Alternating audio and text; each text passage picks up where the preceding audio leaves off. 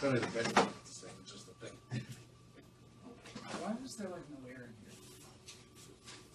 in here? I think it's These specifications you were looking for? Yeah. And those guys are available by phone. There's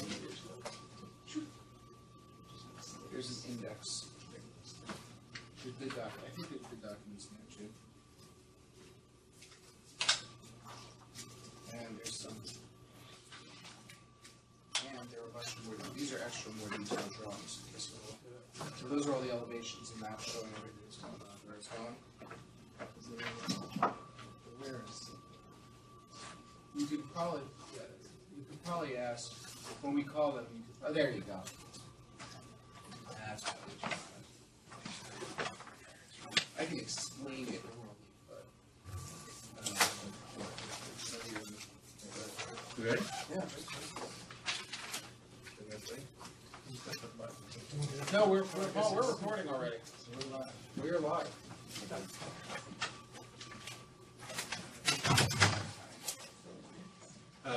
All right, let's call to order the meeting of the New York State Cemetery Board, July 25th, 2018.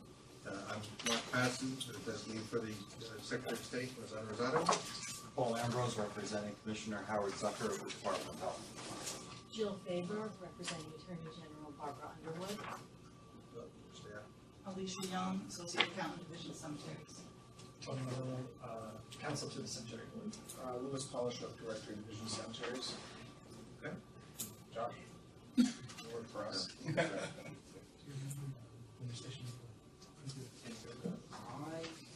don't know what I know. I don't assume had it. What is it? The legislative report.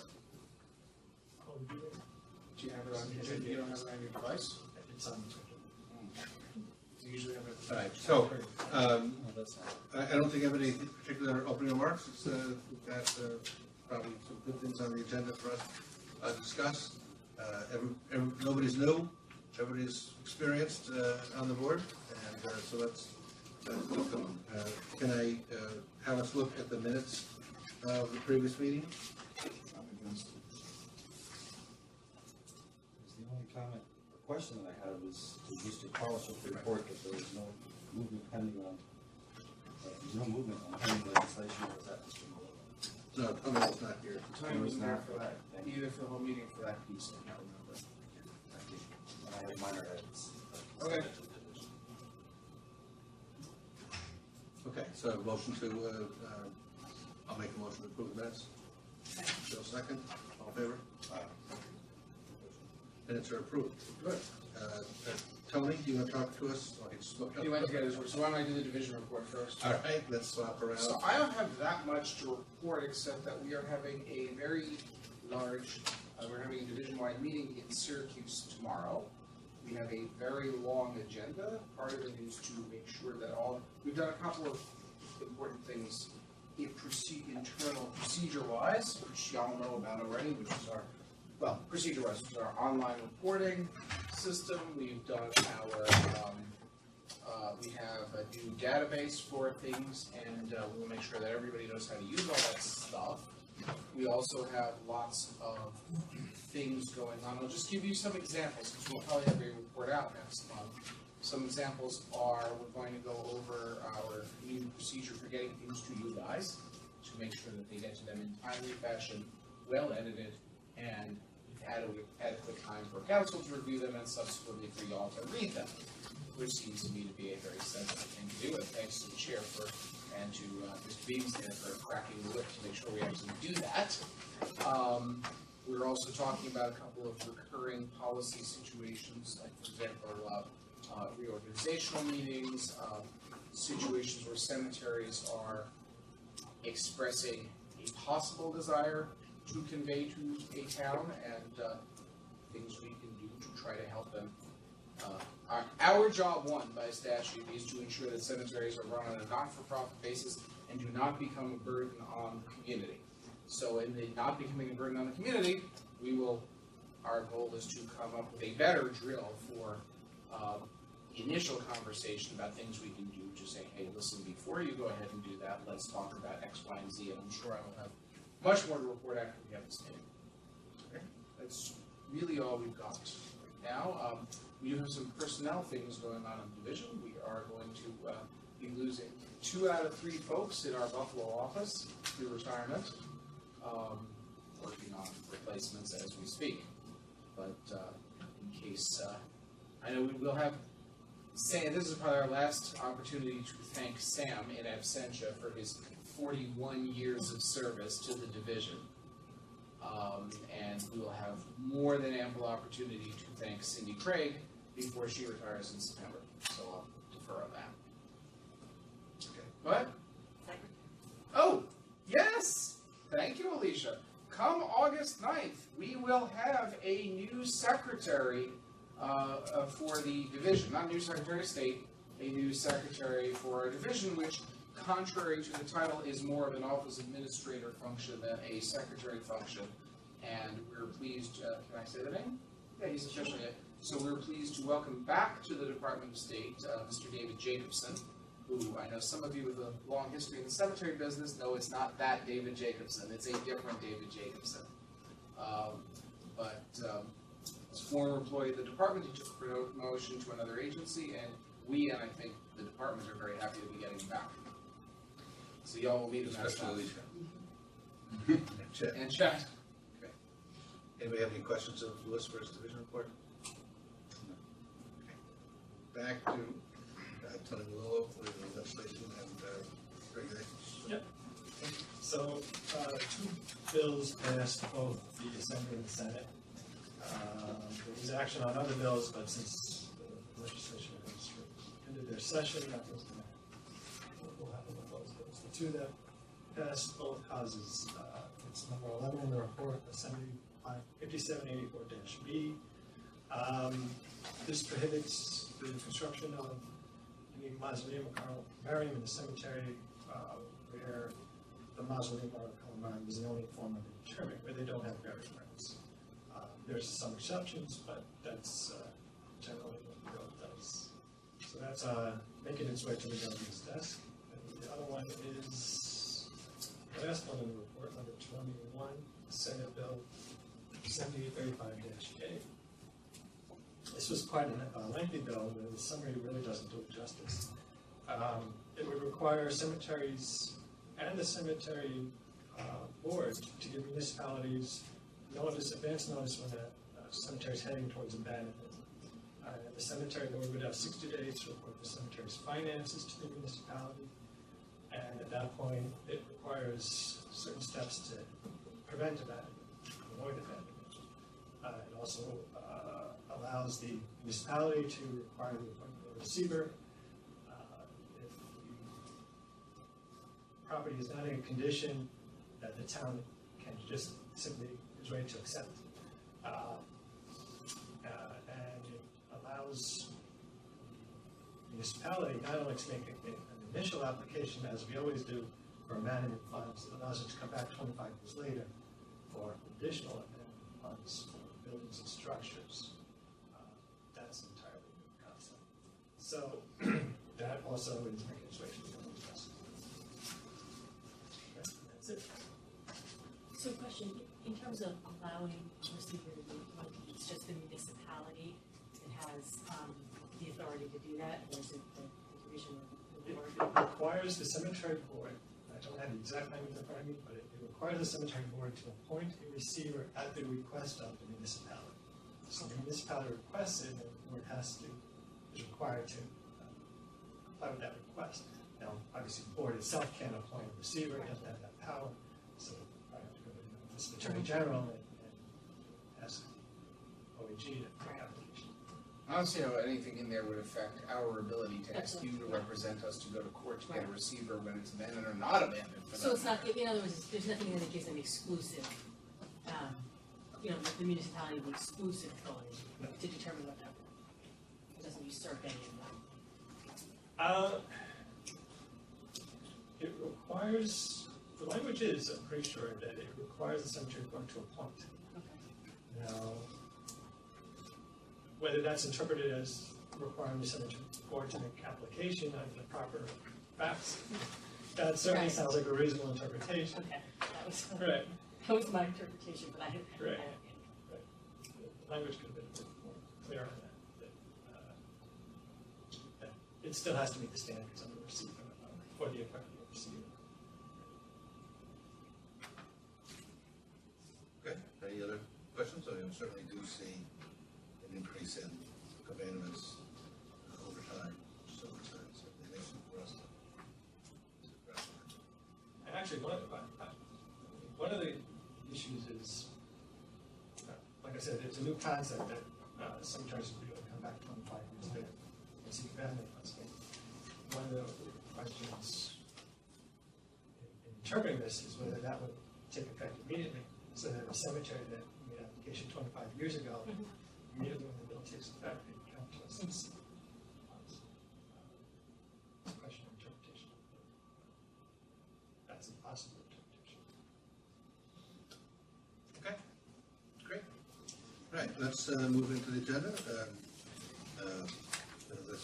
Beverly Hills is here, Yes. and you'd like us to get your board. Yes, please. Sure. Which one? You just pick up and dial one in the area code. This? Yeah, I have.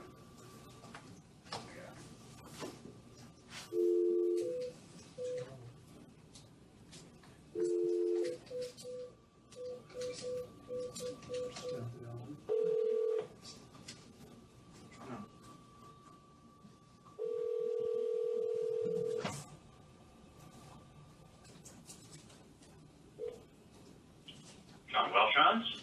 Hi, John. This is Rich Fryman. We're at the meeting now, so you're on speakerphone. And Oh, great, okay. I should Can you hear me? I should warn you that you are being recorded for posterity and being broadcast live to a handful of viewers via live stream. Wow. So this is kind of your TV and radio debut. Okay. So, Louis, do you want to start, or do you want to Sure. Start, or how do you want to? I'll start. So, Beverly Hills is a largest cemetery under our jurisdiction in Putnam County. They are running out of space for burials. They're down to, I think, approximately 5 acres. The number has varied a bit. They are a cemetery in which there are certificates of indebtedness outstanding. To my knowledge, not a cent of principal has ever been paid down on those. The idea of a certificate of indebtedness is that somebody, once upon a time, gave seed money to establish the cemetery. In return, they got back a certificate that would entitle them to payments. Certificates of indebtedness are typically scheduled as a flat annual, have a fixed interest rate, and they're supposed to pay back that debt as they start making money, et cetera, et cetera. And these certificates have changed hands several times, mostly with the board's consent, but have not, nobody, as far as I know, has ever paid any principal on these certificates. There's $2.1 million outstanding. These certificates give the holders of the certificates rights to vote a certain amount of interest at annual meetings, which effectively means that they get to choose the board. This is not entirely uncommon downstate. There are a few cemeteries in western New York that have these too, although I think those have mostly been canceled or otherwise abandoned. The certificates are held by an entity that is controlled by 7 members of a particular family, the shippers, one of whom's here. Two of the shippers who own an interest in the entity that holds the certificate own land that are adjacent to the cemetery, and a group that is similar and perhaps, I think, identical to the group that owns the entity that owns the certificates, owns some other land that is adjacent to the cemetery. Those folks, the Irwin and Leon Shipper for one group, and Glenwood LLC, Glenwood Park LLC, wants to, for being the other group, would like to sell the land, and the cemetery would like to buy from them a bunch of adjoining land, 55 acres, to use for burials. Now, the division is kind of in a unusual posture here. As a matter of principle, we think it would be a good idea for this cemetery to acquire more land. If they were to shut their doors tomorrow, their permanent maintenance fund is not adequate to cover the cost of maintaining the cemetery. So the only way they're going to be self-sustaining is if they can acquire more land and sell it profitably and build up that fund. It's, I think, always best for a cemetery to acquire adjoining land, because then it can simply expand its operations. This land looks very much like, not all of it, well, yeah, this land looks very much like the land on which the cemetery is situated right now, so developing it would be something that the cemetery's operators are familiar with and are ready to do. By the way, a little bit of history. This transaction came before the board back in, I believe, March of 2017, or was prepared to come before the board. And the application ultimately was tabled because certain adjustments were made because of concerns we had. The main concerns we had as a division were that the price was too high, was not supported by any by the appraisals that were provided with viewed appropriately, and all of the risk of the transaction was placed on the cemetery. Those concerns have been somewhat alleviated by restructuring the transaction to be somewhat in the nature of, by reducing the price and restructuring the transaction to be somewhat in the nature of what's called land share certificates. Another way cemeteries were financed in the old days was, instead of giving a certificate of indebtedness, which is basically just a note, they would give, the promoter would give money. In return, they would get a share of the proceeds of the sales. The way the transaction is structured right now, the repayment would be made based on sales in the new sections. So if they don't sell nothing, the sellers of the land don't get nothing. And as they sell the land, the money goes to them, and the debt to the sellers is paid off. That's overseeing, because some of the money is going to be back, and some of the money is going to be via that. But we still have some concerns about the transaction. They're laid out in my recommendation, which I have shared with counsel for the cemetery, given an opportunity to respond. In no particular order, our concerns are that the way the deal is structured right now, the entire risk of the costs of rezoning fall entirely on the cemetery. We have had some conversations with the town. It is not entirely clear that the town is going to be supportive of this transaction. In fact, I think it is quite likely that they will oppose it, in which case lengthy litigation will result, all of which the cemetery will have to pay for out of pocket. We got a problem with that, to use a technical legal term. The cemetery is primarily making money now via bulk sales to various groups, mostly Chinese, some, I believe, Muslim community. Cemeteries are required to file a price list with us.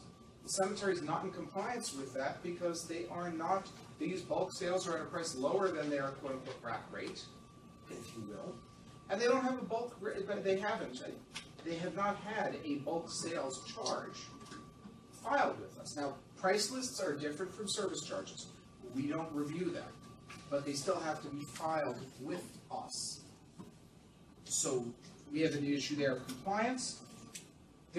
We also have some concerns about the extent to which the independent directors actually considered alternative transactions. Really, the only indication that the indications from what minutes provided to us are they asked the sellers to sell them less land, and the seller said no, and they looked at whether there was any other adjoining land for sale, and did not find any other adjoining land for sale. Well, that is partially compliance with the requirement that they consider transactions that are not with related parties, but I don't know that that necessarily exhausts the limit of options the cemetery could consider in terms of operations. I would like to see a little more real consideration given of what their options are, and that they actually made an effort to go and find some other transaction, and then compared it to doing business with insiders and concluded that doing business with insiders was the right way to go.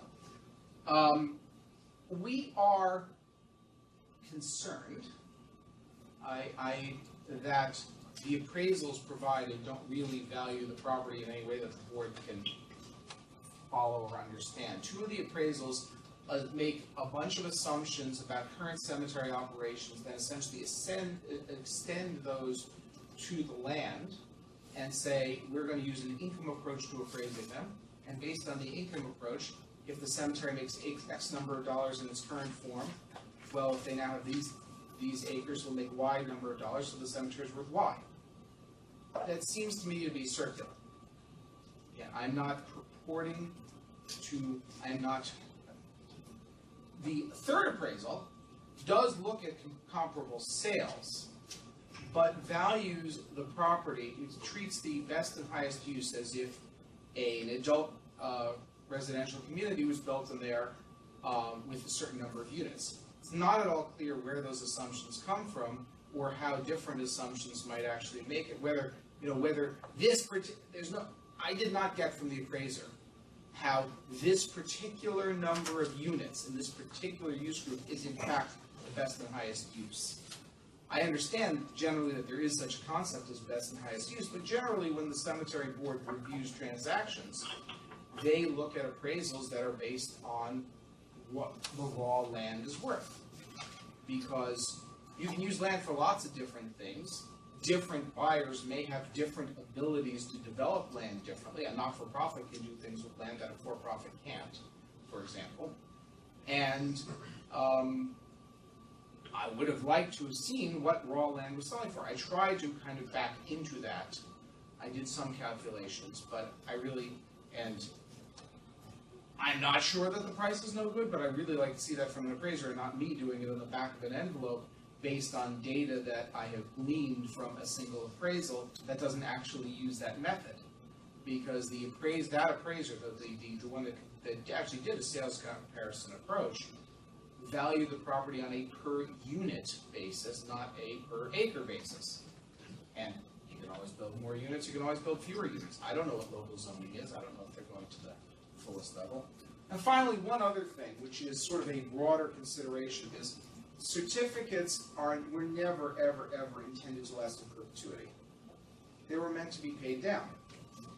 I've had a lot of back and forth with council to the cemetery, and I think we've actually made some good progress on this issue. The shippers at another cemetery where they held certificates entered into an agreement that if they weren't able to pay the interest on the certificates in 1 year, any balance unpaid would vanish. Instead of just accruing interest forever that the cemetery can never pay off, settling it with debt, perpetuating the owner's control. They are willing to make such an agreement here, and I'm making an assumption that they would be willing to make the documents reflect that. We've also had conversations about paying down principal. There we haven't gotten quite as far. My understanding, and again we've had a little back and forth, I'll let them speak for themselves, is that they're not averse to the idea of paying down the accrued interest and paying off principal, but aren't willing to commit to a schedule or method for doing that. I would like to see a schedule or method of doing that so that at some definable moment, this cemetery will actually will be for the first time actually, be controlled by its lot owners. So I guess broadly speaking, we are not prepared to recommend approval of this transaction as it is structured right now, but we're not averse to the idea of this land or some portion of this land being acquired, provided that we had a greater degree of confidence in the valuation, in the fact that the related party transaction is in fact the most beneficial transaction to the cemetery, and that the cemetery isn't bearing unlimited risk in terms of what it would have to spend to make this land usable for cemetery use. Only about half of it is, according to the cemetery, usable as of right for cemetery use. The rest would require rezoning. or variance. And there's a lot of risk there. And there could be, from what our experience with the Oakwood Cemeteries litigation with the town of Mount Kisco, this could run up a very large legal bill, all of which the cemetery would have to pay. And they could lose. And they could lose, just like Oakwood did. Because this is in the same court, the same geographic area of the court that decided the Oakwood case, and I'm paraphrasing here, and I'm not speaking as counsel to anybody, but the Oakwood case said more or less that towns have very broad authority to do zoning in cemeteries. Not a very precise formulation, but they were pretty broad in what they said that the town would do. I think the village in that case would do. So there was a lot of risk that the town simply said, no, no, no, no, no. They were not succeeding at that land. In which case they're free to cancel the transaction, but if they fight it as opposed to canceling it the second they hear no, they could have incurred a ton of costs. So that's where we're at. There's only two factual matters I want to add to what Lewis has presented. I don't think, you mentioned that there's accrued interest. I don't think you mentioned that it was another $2 million. So the total debt as of now is over $4 million. The accrued interest actually slightly exceeds the principal. My recollection is 2.3 million versus 2.1 million. So I don't know if in the discussion about not allowing further interest to accrue, there was a discussion about doing away with the already accrued interest. I am in those conversations. I think the other, this is a minor point. Lewis said the 2017 application was tabled. I believe it was actually withdrawn. Yes, you're correct. You're correct. So this is a new application. It's not the same application. This was It's a new clock. For record speaking, this was newly submitted on November 21st, 2017, and was followed by numerous requests for additional information, both by us and by council. And then the other thing I want to point out, so I've provided the board council's memo, which is confidential. It goes into more detail on some of the issues Lewis has discussed, as well as I think there's other issues that are part of the division's presentation. And the board wants to discuss that should probably occur in executive session because it's legal advice. So, just to ask the board, do you want to hear from the cemetery first, or do you want to ask questions? How do you want to? If I could just ask a question, because I think, I'm not sure if our callers could run into this. So you mentioned that there were some, that the appraisals were considering other uses for the property, like in the whole community. One appraisal in particular. Okay. Obviously, to me, it seems as though the zoning concerns are going to be a concern regardless of what the use is, if the use is not consistent with what the current zoning is. So my question is, are the appraisals that consider other uses, are those uses consistent with, if you know, if not, maybe our caller.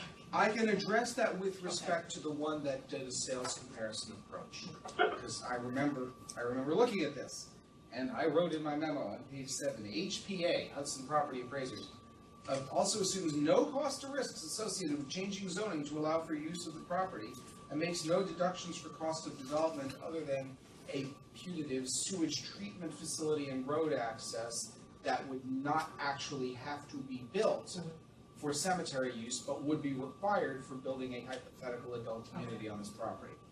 I don't remember what the other two say about zoning, but the other two really are based on a broader level, are based on the concept that this property is just like the cemetery's property, will be exactly as profitable as the cemetery's been, and in fact even more profitable because they make assumptions that are not consistent with how the cemetery operates, although they've, in their updates to their appraisals, they've actually addressed that and made certain deductions, so I think they're I don't know whether I buy their whole model to begin with, but within their model, assuming the truth of their model, they're not as far off as they were before, because their projections make certain deductions for unusable land and make certain other assumptions that make them somewhat less absurdly rosy.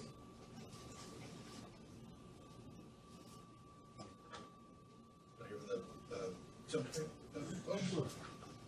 I want to thank you. Again, here's Oh, Richard Fryman. My firm is Richard Fryman Associates. I represent Beverly Hills Cemetery. I want to thank you all for allowing us to be on this agenda today. It's been a long time coming, and a number of years now. And this has gone through various forms, and I think that at this point in time, there's a very positive application for the board for the benefit of the cemetery, which desperately needs this land in order to remain profitable and sustain itself in the future. As an overview, we're talking about 55.5 acres, of which 48.5 of those acres can be used without concern. There's an issue of 7 acres that is considered a wetlands by the town. It's not DEC wetlands, and engineering reports have said that they can turn that land around when they put in proper drainage. So we either 55.5 acres or 48.5 acres. The purchase price is $2.8 million. The down payment is coming directly from the general fund of $800,000. The general fund now has $1.7 million in it, and the $800,000 taken out of that will not impact the ability of the cemetery to function. We still have plenty of money to run the cemetery. The payments, as Louis said, will be made on a basis to the sellers as the land is sold. So they agreed to do it quarterly, and as land is sold, the sellers would get their money. There is no permanent maintenance fund loan involved in this proposal. It's all coming out of the general fund. So there's no additional debt to the permanent maintenance fund going forward. There's no interest being charged on this loan, which you could never get from a bank or any other lender. There is no acceleration of payments, so that if there is a default, they don't get the money, and the obligation to the sellers are subordinated to the needs of the cemetery. So if the cemetery needs the money, even though the land is sold, the sellers don't get the money. Contributions to the permanent maintenance fund based on sales. Statutorily, they're required to be 10%. In this proposal, we agreed to put 15% of the sales into the permanent maintenance fund, which will significantly increase the growth of that fund. Without the sellers, we required the sellers will not sell less than the 55.5 acres, so it's all or nothing in this situation. The sellers are donating land to the town of Putnam Valley to try to entice the zoning issues. A substantial amount of land is involved in that, nothing to do with the land that's being sold in the cemetery. And again, if the town doesn't approve the zoning, this whole deal is off. And the cemetery it's back at $800,000. It's not really not paying the zoning first. The appraisal issue will be discussed by John Burns is here from the Hudson Valley Appraisers. He can talk to you about that appraisal that was there. The other two appraisals were appraisal land with respect to using it as a cemetery. There's no point in appraising land with no purpose involved, because dependent on the purpose dictates the price of the land. So in this situation, at the end of 2017, the market value of the permanent maintenance fund is $6.2 million. With our increase in contributions from 10 to 15% on new land sales, that fund will grow to over $24 million in 50 years. When that land sells out, the cemetery will be able to sustain itself. If we don't get the land, the cemetery will not be able to sustain itself. It's as simple as that. It will become totally the town. The average sale price of graves in 2017 was $2,940. 2/3 of that were private sales, and 1/3 of that were bulk sales.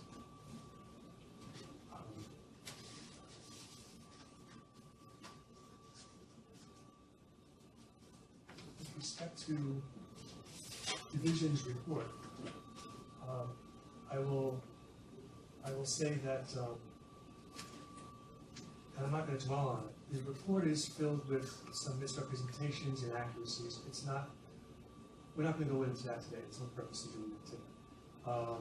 But there were 5 issues that were identified by division, that we just got that report actually last week. So we haven't had a lot of time to go over that. But with respect to the cost of the rezoning of the property, and with respect to the issue of the certificates, the interest payments, and whether or not there's going to be any pay down of certificates, which we don't believe can be mandated, the sellers have agreed to submit a plan very quickly, within the next 15 days or less, as to how they're going to deal with those issues. In other words, putting in writing something with respect to the paying down of the interest, whether or not there's going to be a pay down of the principal, and with respect to the cost issues and how that's going to be allocated. Right now, the cemetery pays it, and whether or not we can negotiate something with the sellers. So we ask that that be done. I've been assured that that could be done within the next 15 days, getting something together with the parties involved, and we would submit that for a further meeting, further review, and then a further meeting at a time. With respect to the bulk price list, I believe the lists have been posted in the cemetery, but if there's something missing, we certainly will post whatever is necessary. But I know there was a price list effective October 1st, 2016. We don't have the prior price list before that. We looked for them, we can't find them. But certainly there's a price list that's posted in the cemetery effective October 1st, 2016. And with respect to the issue of appraisals, I'm going to defer to John Burns, who's here. With respect to the issue that division brought up about the alternatives under Not-for-Profit Corporation Law 715,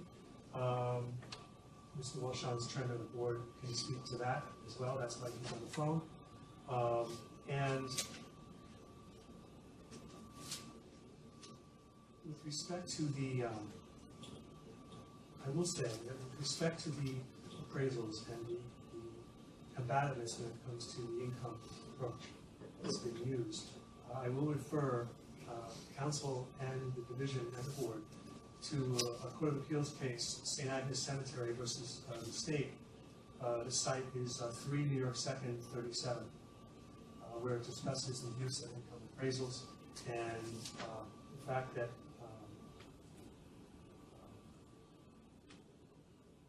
that division says that normally sales comparisons approach does not mean income-based appraisals are not to be considered.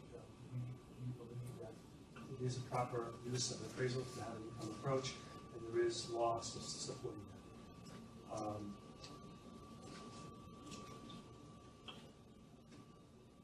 I just want to say that this proposal is for the benefit of the cemetery in the long run, to keep it going financially, long after we're done. And I want this to be about the cemetery. The cemetery wants this to be about the cemetery, not about skipping holders, not about anything else. But what's good for the cemetery. The fact that Berwin and Leon Schiffer own land that's adjacent to the cemetery.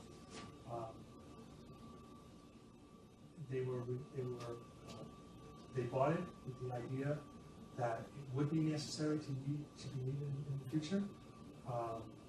They looked to sell it at one point for money far in excess of what this deal is about right now. When the cemetery was sold to Lowen was interested in the extra land, and I'm told that at that time other opportunities were presented and proposals were made. One of which, in fact, was for the adult community, which is where that came from. And at that time, when Lowen went out of the business of owning that cemetery, the cemetery board welcomed the Shippers back to rebuy that cemetery, to take it over again. Nobody else wanted it. It was the board that asked them to come back in and run that cemetery.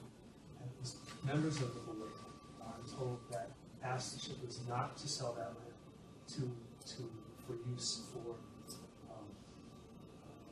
adult community, because the cemetery might need to be. Let me just interject a little bit of history here for the newer, all the new board members, since none of you were here. Clarification, in the early 1990s, the shippers sold their certificate at this cemetery at Washington Memorial Park, also known as Cemetery Gardens, to an out-of-state for-profit conglomerate that also owned funeral homes, the Lowen Group. This transaction actually is what gave rise to New York's anti-combination law, in part. Lowen proceeded to end up in bankruptcy in the late 90s, at which point I think from this characterization of what happened with respect to the shippers reacquiring the cemetery is largely accurate, with the one exception that the former board chair categorically denies that he ever told them to hold on to the land. His best recollection on that was that there were certainly discussions of the land back then. He says, I never told them to not sell it instead of the side. So there are differences. But other than that point, I wanted to have just clarify a little bit for you. There's this whole thing of for-profit out-of-state conglomerates trying to buy up cemeteries in New York. This was part of that, and the current owners were actually part of the undoing of that. So how do you want to do this? Do you want to? Your time. Okay, my name. Okay. You got two people to speak? Who goes first? Let's talk with John Welshons. Are you there still? Are you sleeping? Yes. Yes. Hello. Hi. Okay, why don't you talk about who you are and what your experience is, and what about the looking at land and other alternatives, things like that, please. Sure. Well, I grew up in the cemetery business in New Jersey. My father was in the business dating back to the 1920s, and so I have a pretty strong familiarity with how the business operates. And I ran Hollywood Memorial Park in Union, New Jersey for the better part of 20 years. And I realized that the business is a very unique business in which, of course, the greatest asset that the cemetery has is land, and its greatest liability is the fact that the land sells out eventually. But you still have to take care of it. So I joined the board at Rose Hills and Beverly Hills, I believe in 2015. And this matter of purchase of the adjacent land was sort of foremost in everybody's minds. And I'll tell you that I have a personal bias in terms of the business, which is that anytime the cemetery has the opportunity and the financial resources to purchase adjacent land, they should do it, because it's a rare opportunity. And I think that my knowledge of the shippers, certificates of indebtedness issues aside, they are certainly among the most respected cemetery operators in the country. And they have always been concerned, as I was always concerned, the question of how does the cemetery survive into the future and not become a liability to the community. So we did discuss at board meetings the alternatives to this purchase. The problem is that reasonable and meaningful alternatives are few and far between. We discussed the possibility of building more mausoleums, but that is a market that has diminished over the years. There was a time in the 1970s, 1980s, even into the 90s, when community mausoleums were very popular. Not so much anymore. So the board obviously knows that the construction rate is rising dramatically, and one of the ways that cemeteries can create a future is if they have the land or have the ability to purchase land to do bulk sales to ethnic groups. So I think that Louis very articulately spelled out pretty much everything that's been on my mind since I became a member of the board at Rose Hills, which is how do we do this? It's just on its face a really good idea to purchase this land. The details of how that gets done, I'm sure that the shippers have worked with the cemetery and with the board, and I think will continue to do so. But I don't, having looked at the situation, I couldn't see any other reasonable alternative in terms of creating a major income stream for the cemetery. And I was just doing some quick calculations last night in preparation for the meeting. And if we're talking about out of the 55.5 acres, 48 usable acres, and we've reduced the projection of 1,200 grave spaces per acre to 800 grave spaces per acre. So 800 grave spaces times 48 acres is 38,400 graves. I also wanted to come up with a very conservative price to put on the graves, and our average sale, as you know, was nearly $3,000 per grave last year. I put in $2,000 per grave, considering that much of it might be in bulk sales, and that translates to $76 million in income for the cemetery. And at 15% of revenues going into the P&M fund, that would be over $11 million added to the trust fund.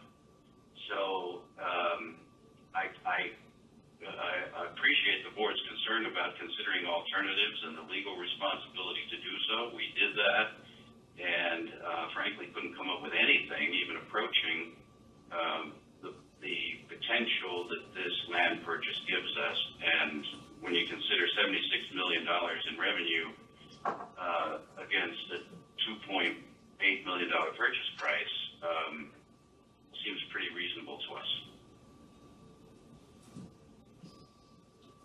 All right? Anybody have any questions for the solution? No? Actually, just tell them who you are. When the shippers bought the property, they had a relationship with the cemetery, correct? You were on the board or officers, they don't know, you help each other. I don't. I think they were. This is Tony Malolo, council speaking. Excuse me, I'm just having a little trouble understanding. Sorry, counsel to the board was speaking, commented that when when Leon and Erwin Shipper acquired the properties, it is his belief that at that time they were members of the Cemeteries Board. Mm-hmm. Either employees or board members or both. Right.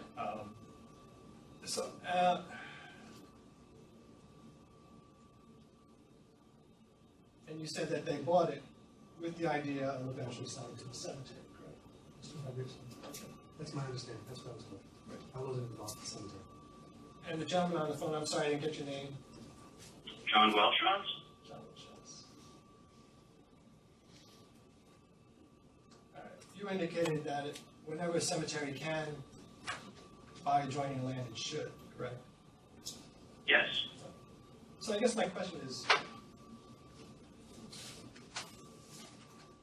why didn't the cemetery buy the land when the shippers bought it? I don't think they have the money. Okay. And are the shippers willing to disclose what it has cost them, and are they willing to sell the land back at cost? I know they own a lot more than the 55 acres, so it would be a proportion of their cost. So that they're not making money on this transaction because they were fiduciaries and they were bought the land. There's a whole issue of business opportunity. the inside, you can't take a business opportunity from an entity that has a fiduciary obligation to. So would they be willing to disclose their costs and sell at cost? I guess. Well, those are two questions. Right. Neither of which I know the answer to. Okay. The answer to one might be different from the answer to the other. Anything else from Mr. Welshman? I have nothing else. I mean, if you have any questions for me, I really can't address the two questions that were just asked, so. Okay, well, let's go to the, John Burns, who's the appraiser. Hudson Valley, please go. Thank you. My name is John Burns, B-E-R-N-Z. The company is Hudson Property Advisors. For the record, it's not Hudson Valley. Sorry. It's okay. Sorry. Oh, I got it wrong in a different way. Hudson Property Advisors. I was contacted by Mr. Shipper to do an appraisal of the 55 acres. I think all of you have a copy of it.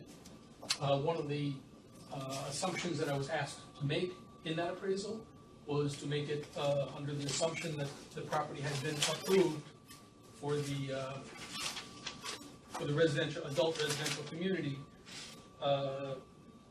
that was drawn up by a landscape architect with Tim Miller Associates. They prepared a plan that they felt would be most applicable to the property in terms of how many units can be built on it. When an appraisal is done of a property under the assumption that it has approvals, it would be totally erroneous to subtract the cost to get those approvals in the appraisal.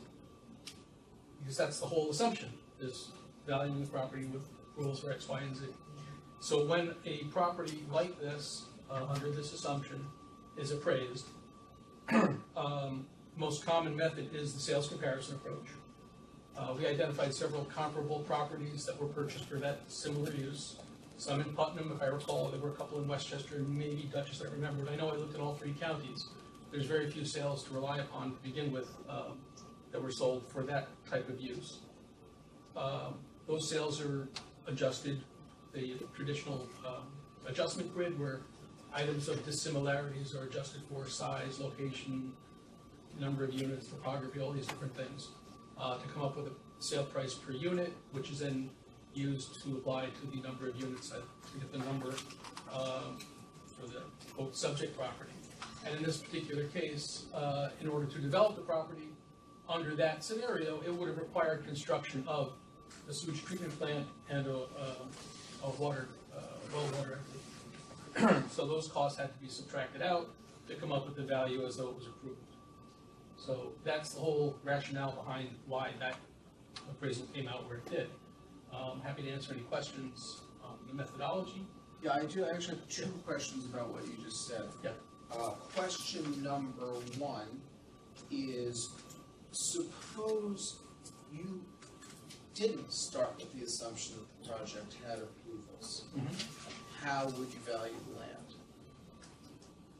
This putative adult community, because it doesn't have approvals. So let's assume that, as is the reality, that it didn't, it does not have approval.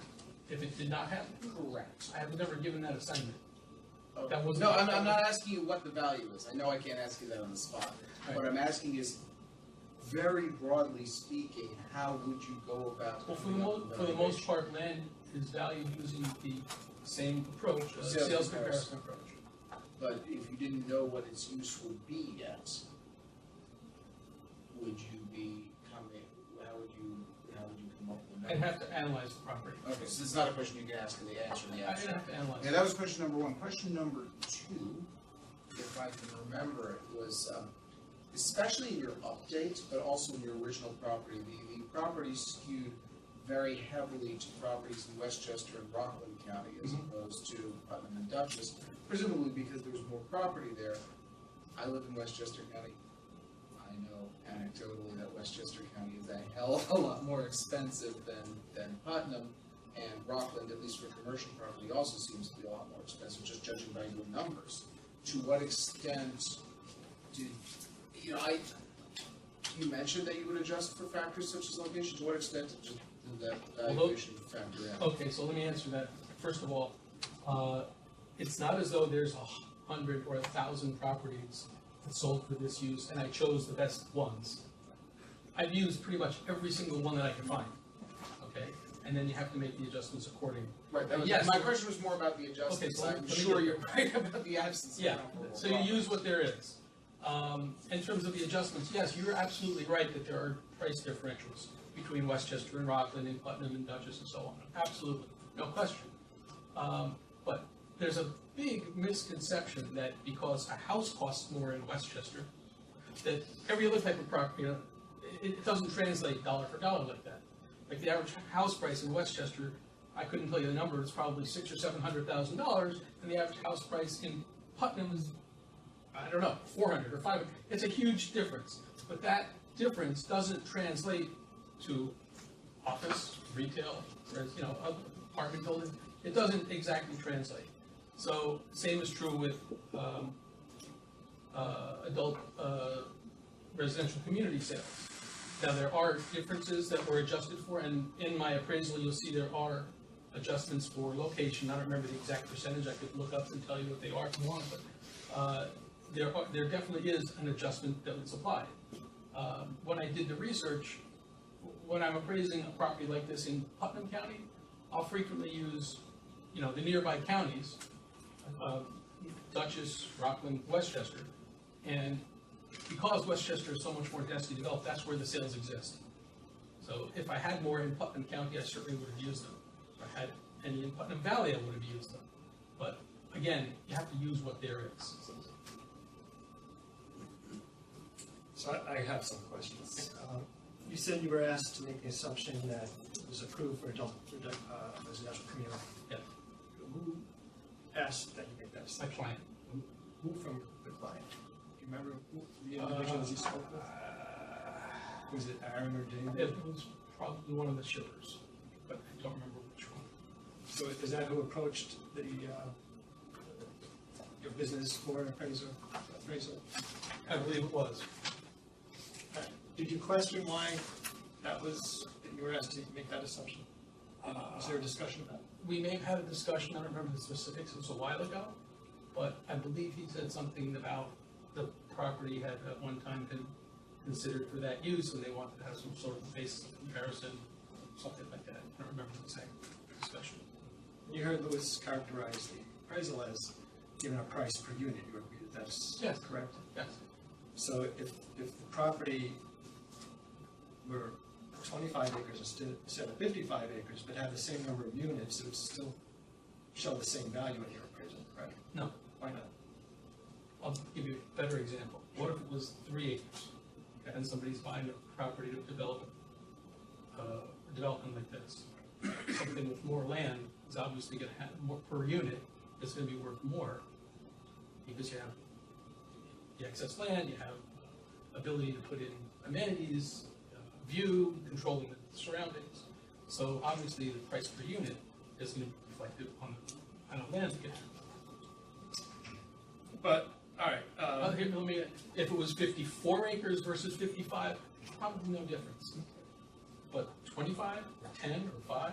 But if you only need 10 acres for all the amenities that this size development would need, You couldn't fit it. you couldn't fit this on 10 acres? No. No, what's the because minimum you would need for this? Well, What does the? according to the engineering report, the 55 acres can support this specific development. Look at the plan, there's a copy of the plan. It's in my report. Page one. There's a copy of the plan prepared by This is, Steve. Yeah, that's it. how many acres does the actual building occupy? You mean the footprints of the Yeah. building? I don't know that that's relevant. You'd have to multiply the first floor times the number of units, and that would tell you the footprint. I don't think that's really relevant, though. But getting back, so let me ask you this. One of the things we're grappling with is what the statute requires. The statute requires the following, section 1506 cemetery land, not-for-profit corporation, paragraph A, purchase of land. And the last sentence of that paragraph says, in determining the fair and reasonable, no cemetery corporation in purchasing real property hereafter shall pay or agree to pay more than the fair and reasonable market value thereof. And the board may not approve the sale unless it is determined that the cemetery won't be paying more than the fair and reasonable market value. Were you made aware of that language when you did this appraisal? Never saw that before. But this is the market value of this property under this scenario. Under that scenario. Yes. But that scenario doesn't match the scenario that the actual contingency. That's not my concern. Because that's not what you were asking. That's correct. Thank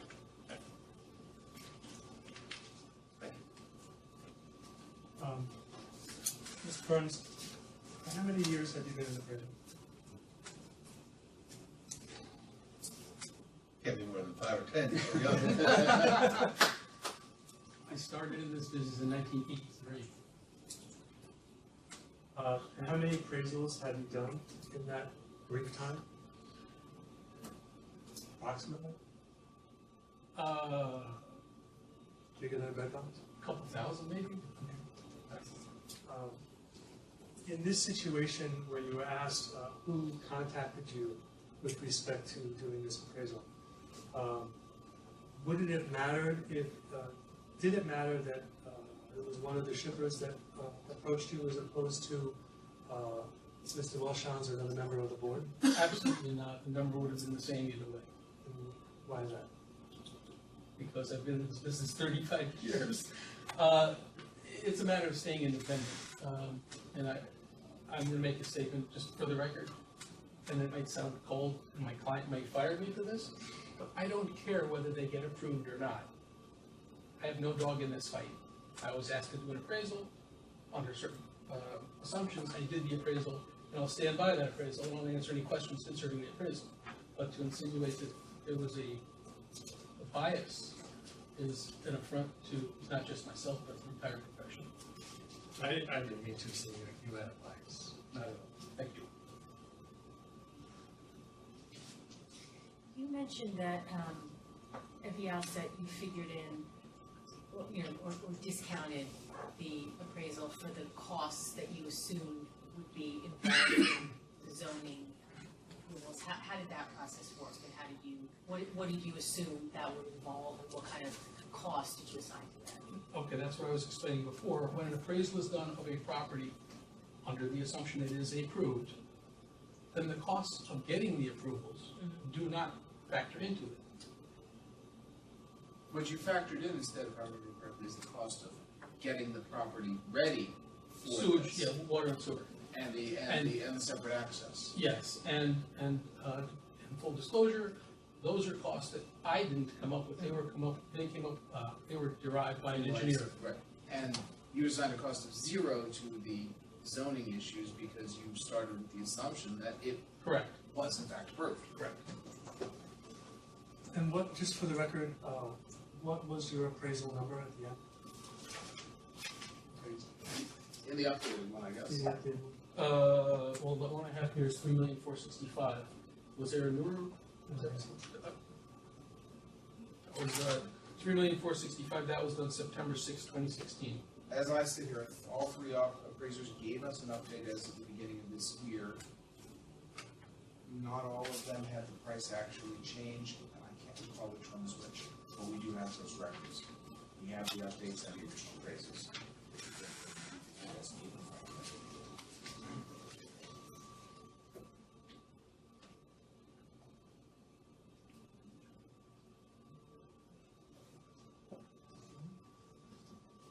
So in determining the purchase price of a property, the terms of the sale would have to be taken into consideration by law, correct? No, I'm just making, I guess I'm making a statement that we have to take into account all the terms of the sale, which upon review, as I highlighted in the beginning, are very favorable to the cemetery. And Ms. there's no way they can get the witnesses that those terms from everybody else. So just to clarify, are you suggesting that the absence of interest and the fact that financing is based primarily on sales revenue goes to the fair market value of the property that the board should consider? It's going to the terms of the deal for the benefit of the cemetery. And that in fact should, I guess what I'm trying to understand is, are you saying that's a separate consideration? Or is that relevant to understanding what the statute says about fair market value? The law states that. The law states you have to take that into account. Where? I think you're saying two different things. You're not saying that the law says you need to take that into account in terms of considering fair market value. You're saying you're considering Whether the the board should application. approve it. Yeah, no, Which is of course, yeah. of course. We all agree with that. Okay. Anything else that you have to present, or any questions that folks have? So I have before us an application, again, just one to the sidebar. I'm going to hold on to being relatively new as long as I can, but one of the things I'm kind of committed to doing is to get projects moved along, and being told to deliberations on our part are required, but trying to move these projects along, get them to the board for review with the right information for the board to make a proper determination. So we're bringing that before the board. We have a recommendation by the division not to, they have not recommended approval of this. We have the ability to do whatever we want, approve this, but table it, I guess, so we could reject it. So those are just. I'm going to modify my recommendation because council clearly has things to say. As in an attorney-client context, I think it would be wise for you guys to hear those things. And so my recommendation would be that the board table it at least until it's heard council's concerns in executive session. When we come out of executive session, my recommendation right now is still to reject it as it is structured right now, but I don't know. That's here. Thank you. I don't know if that's really relevant because we have the right to do. You can do what you want. I'm just making a recommendation. Again, and our deliberations are public, right, except for Attorney County. So I don't know if there's any questions you have. I would like to hear what's up from the council. That's to offer. In terms of consideration. Actually, Tony, what do you think? I don't think they have to act right now. They can just wait and hear from you and then act at the end of the meeting when they come out of executive session. Sure. So they don't have to table it. So here's the situation, right? My memo to the board is confidential. The board has the power to make it public. So the board has a choice to discuss it in open session, which by doing so, the board will be making my memo public. Or the board can decide that if it wants to discuss the issues raised in my memo and maintain confidentiality, then it would do so in executive session. So it's up to the board how, whether it wants to make it public and then enter this discussion in open session or maintain confidentiality and have the discussion in executive session. So I would make a motion that we defer our decision on this until we go into executive session at the end of the meeting. We'll come out with, again, our decision, any public decision. Everybody agree with that? Okay. Great. Thank you very much for your presentation, and thank you, Mr. Chairman, for participating. You can, get dressed now.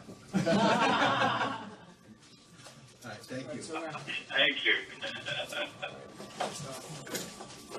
I'll call you. You can. That's up to you. Yeah.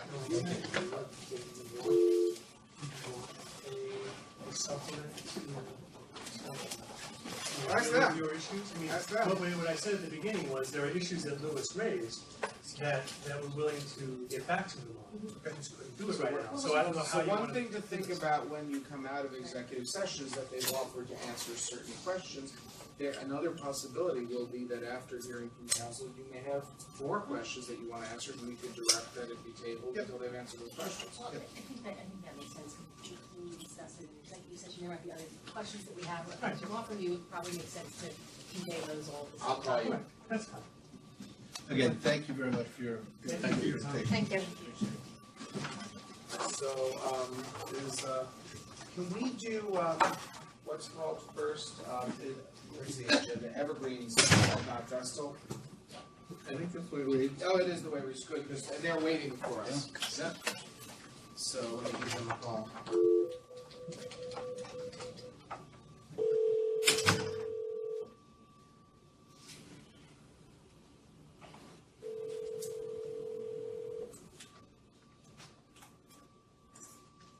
Good morning, the Evergreen Cemetery, Devon speaking. Hey, good morning, it's Louis Polishow calling for Julie. Sure, one moment.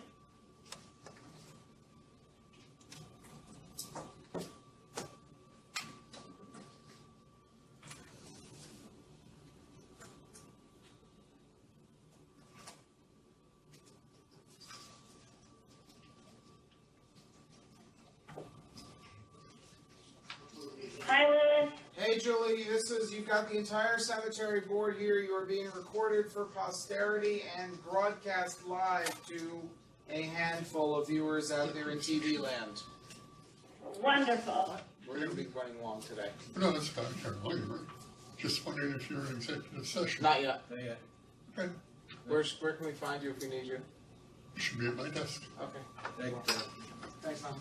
All right, so. Okay, so, Liz? Yes, evergreens. So I am going to give the very briefest summary of this in the interest of time. This area of Evergreen Cemetery is running out of space.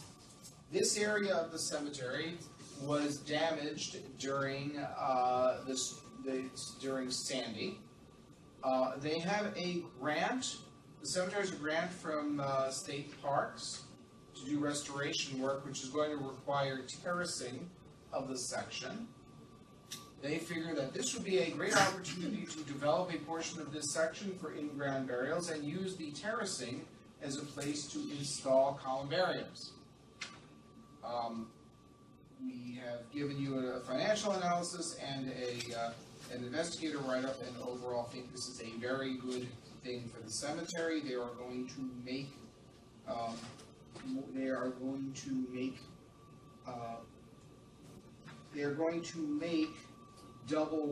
just about double, a little less than double what they spend on it, a lot of which is going to go to their permanent maintenance fund, and that does not even take into account the profit that they will make on doing the interments and inurnments in the section. We didn't factor that in because we didn't have a precise handle on their unit cost for inurnments and interments, but we are fairly confident that the cemetery does actually make money on providing those services, so that the return will actually be slightly better than Gus spells out in his memo.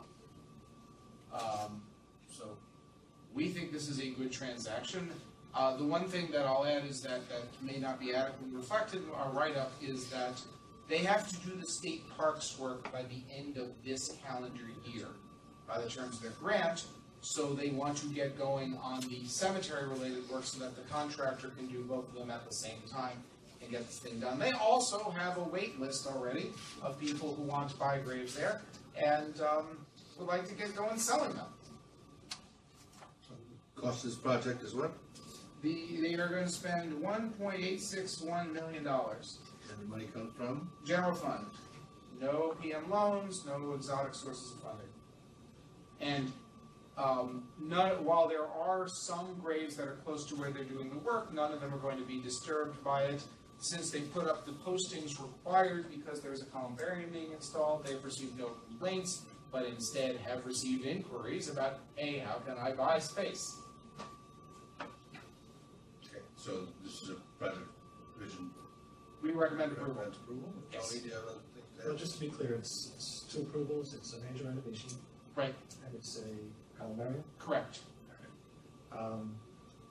What was presented in the board packet, I understand some information wasn't put in the board packet because it's in this binder that couldn't be reproduced. Right, a lot of drawings are not in the board packet simply because a lot of these drawings are 11 by 17, and we never even figured out a way of conveying it electronically from the cemetery to us, so consequently I never figured out a way of conveying it electronically to you guys. So we do have a bound volume of drawings here.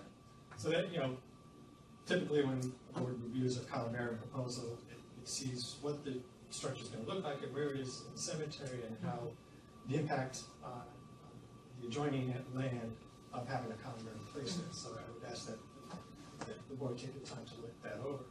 The other question I had other than that was, there's a statement, I think, in Division's report that this requires minimal maintenance. Correct. And I just want to make sure that that's explained, because today we have an application for another cemetery that neglected its mausoleum, obviously a different building, Right. but it's hundreds of thousands of It's dollars. right, sure, I'm happy to explain that. These are sort of wall-type columbariums. Julie, correct me if I describe it incorrectly, but you kind of pour a wall and you put niches into it. There's no structure per se, there's just kind of a wall that would look very much like a very small retaining wall. It's going to be in front of the actual retaining wall, which is the thing that State Parks is paying for. The cemetery estimates, and we agree that really for this type of installation, the only maintenance is annual power washing, if that. Because it's not structural. Right. It's adjacent. Exactly, there's nothing structural about it.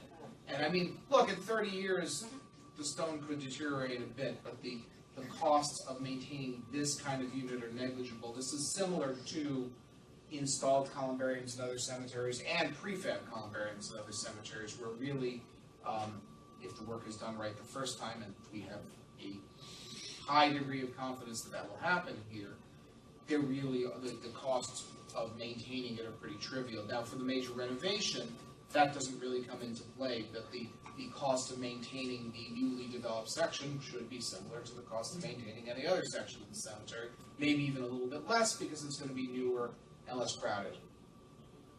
Maybe just in terms of what Tony mentioned, and we'll certainly look through it, but you'll have to look through it from what you see and then the drawings and the location. Did you see any concerns with its impact on the other? On the contrary, I think it will enhance the appearance of that section of the cemetery. So, because it's in a new development, it's not next to an existing. It is next to some existing graves. That was originally my assumption. I was wrong.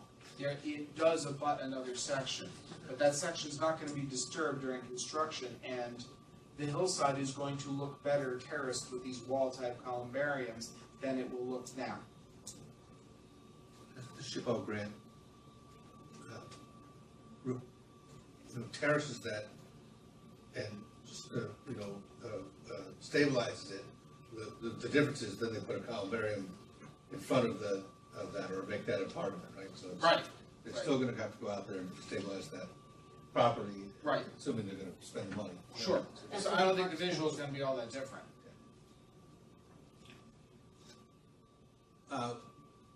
Julie, Yes. this is your opportunity to add to the conversation.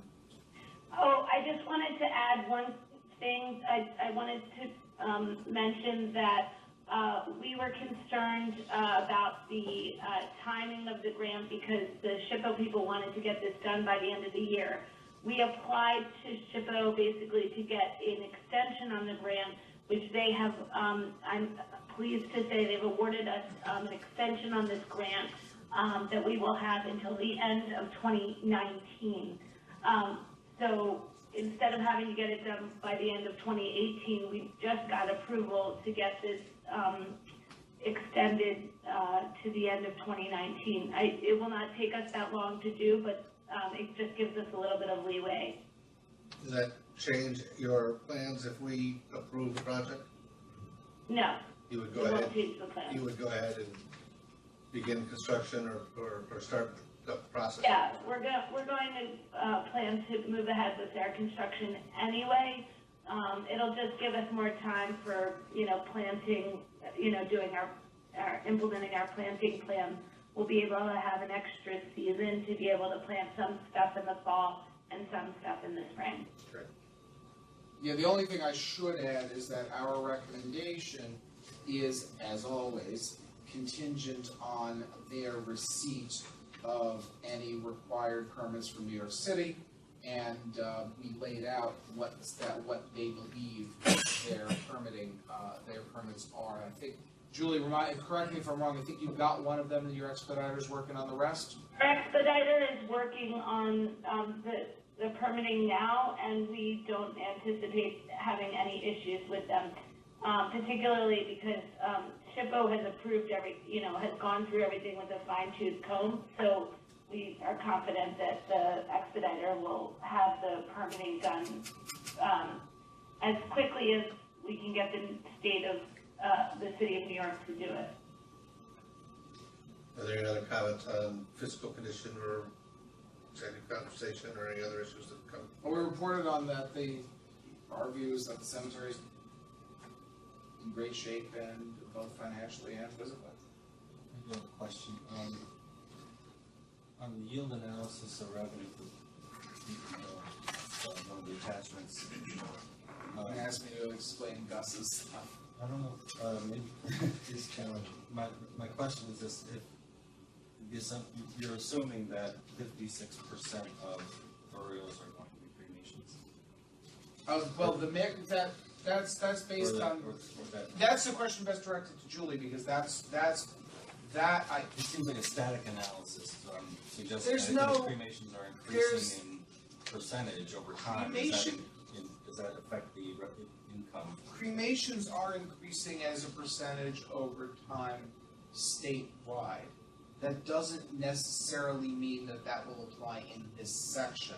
I think the cemetery will be selling, frankly, they're going to be eating their own lunch a little bit here, because they'll be selling more graves in this brand new section and fewer graves here and there, and there's where they have them in the existing sections. But Julie, you can jump in here if you want, but I don't think, based on what I know from what you've told us and from just general familiarity with the New York City market, I don't know that we would trend out in the next 5 years a significant shift in sales in this section toward cremation spaces.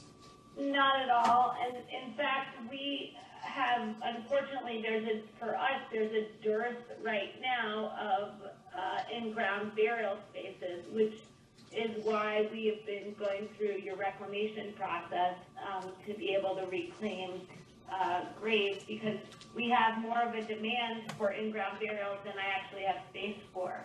So this is going to be necessary for us to be able to accommodate the families that we have that want in-ground burials, and in particular the one in-ground burials that are on a hill and that are facing south, which is very amenable to our Chinese communities.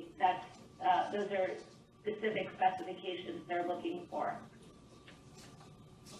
So let's ask the question again, the 50%, do you view that as a conservative estimate? You just characterize that estimate so we know how it factors into your revenue projections. Best guess? I'm asking you that, Julie. I'm sorry, I'm having a hard time. We're having a hard time hearing you guys, so I'm getting every other word. Yeah. Maybe I can clarify. The way this was reported to us was their best estimate as to in-ground sales and niche sales over the next 5 years. Okay. That answer your question? Okay. Yeah. So the investment is paid off in how many years? Oh, was that 75? It's fairly In total, I think it was 9 years, but again, we are almost certainly underestimating the profitability of the project, because Gus didn't know the unit costs of interments and inurnments, so he did not take into account any of the interment and inurnment and foundation revenue they're going to get from the section. Our revenue projections are way conservative. Yeah, they're going to beat this easily. I wouldn't be surprised if they paid this off in 5 years. I think we'll probably sell everything easily in 5 years, and maybe less. Okay. And another question on the Exhibit 1, Evergreen Cemetery income statement.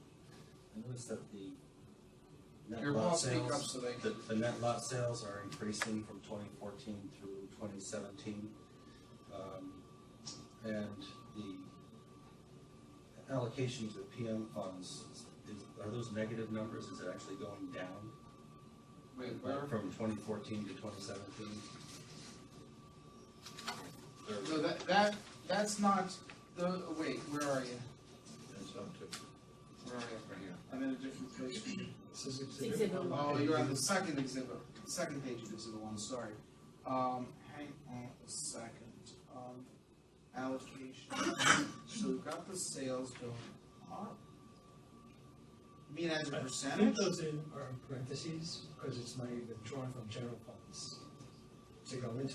Right, what page two of exhibit one is showing is the transfer of funds from the sales into PM, so there'll be a corresponding number. The percentage-wise, they should match up exactly, and just looking at it, subject to rounding, they do. So that's how you get a total revenue that reflects general funds, not general funds plus PM. It's a separate analysis. So they back that out. This comes from their financial statements, but Gus does a little bit of checking even when he goes over these things. Actually, because it's Gus, he does more than a little bit of checking. The error rule didn't show up on the video. Also on exhibit one, page one, the net periodic pension cost dropped from 2016 to 2017. Did you cash out, Julie, on the pension? I can't, yeah, we got out of our pension plan because a lot of the folks were getting out of the, are you talking about the union pension plan? Yeah. Yes. We basically paid that off in a lump sum, which is what most of the cemeteries who have the resources, like Ferncliff and Mount Hope and some of the other cemeteries, we all basically paid off the amount to the union pension plan. We did a lump sum payment. Yeah, they shut it down and cashed it out, which is why the drop in 2017. Yeah, it was a defined benefit plan, so we all basically got out of the plan because the plan was not doing well. So all of us that were in Local 74 basically opted out.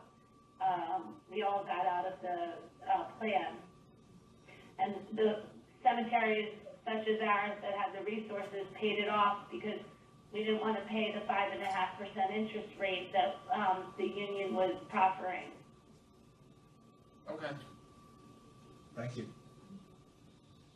Are there any other questions or comments, staff, board? Just one thing, for 2017, it looks like, again, that's in exhibit one on the first page. Direct materials and charges for 2017 looks like it's almost double what it was the couple of years before that. What does that reflect? That reflects the fact that because our foundations, and it's a great question. Foundation charges basically are directly related to how many interments we're doing. So the number of interments is directly proportional to the number of interments that are done. And so since we've been increasing, we've had a steady increase in the number of sales that we're doing and the number of interments we're doing, the foundation charges have also increased because that's the concrete charge that we have to do to make the foundation. Okay. So that charge is also related to income too? Correct. It's an income-related expense. Okay, so I would make a motion, Tony help with this, that we approve this major renovation, subject to the approval of all local requirements, local zoning and building permit requirements. Anything else I should think? And then there's also the Columbary. But both the major renovation and the Columbary application, two applications. Columbary application. Submission of architectural engineering plans. And yes, we need, Julie, we will need at least to see a set of stamped plans, a complete set of stamped plans from your RA or PE. Absolutely. We don't actually have to send them to me. It would probably be better if Carrie or I just came there and reviewed them because we have no ability to store rolled sets. Not a problem. We'll set up a time for you guys. Okay, So, my motion is to approve Vestal's, Evergreens. Evergreen's. Let's do Vestal at the same time. Application for major renovation in the Olive area, subject to local approvals and subject to receipt of Stamped architecture engineer. drawing. Somebody's taking notes or something, nobody's taking notes. I got that. I got Take it that. off. No, I got that one. Okay. That's standard language. Is that an acceptable motion? Is there a Do second? I have a second? All second. All in favor? All in favor? There you go. Thanks, Joey. Okay, thank you all. It was a pleasure meeting you. See you later. Alright, so I don't necessarily have someone lined up from Vestal on this, so hopefully you won't have questions for them. Vestal Hills, they have some mausoleum. This is another cemetery where out-of-state certificate holders control the place. In this particular case, they have a mausoleum that they inherited from before they ran the cemetery, that is in poor condition. You get a bunch of complaints about it. They have work they need to do to renovate it, and Andrew Hickey, our accountant in Binghamton, did a bang-up job on his audit of them and discovered, among other things, that they had a several $100,000 surplus in their permanent maintenance fund. That they had, in fact, more money in there than their actual statutory liability. And that money is available to be used to do their work. It's really, so they, even though the papers contain a petition for court approval of PM loan, there is no PM loan approval needed. We left those in there because a lot of the numbers and calculations are laid out in there. They kind of do it all together. But they really need to get this done. They get complaints about this mausoleum. We get complaints about this mausoleum. I visited there in April. There were places where I was scared to walk, and there were places where I was told not to walk. So this really needs to get done as soon as possible.